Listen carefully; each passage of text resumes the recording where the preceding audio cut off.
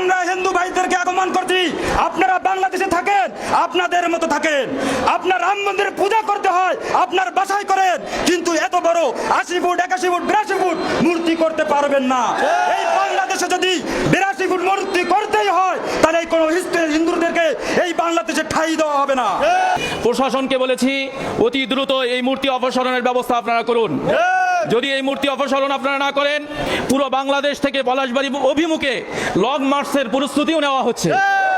মুসলমানরা হিন্দুদের পূজায় যায়, হিন্দুরা মুসলমানদের ইবাদতে অংশগ্রহণ করে থাকে, কিন্তু এই সাম্প্রদায়িক বাংলাদেশে অসাম্প্রদায়িকতার নামে বাংলাদেশের প্রতি যে নীল নকশা বাস্তবায়ন করতে যাচ্ছে, আমাদের শরীরে এক ফোঁটা রক্তবিন্দু থাকতে আমরা এই নীল নকশা বাস্তবায়ন হতে দেব না।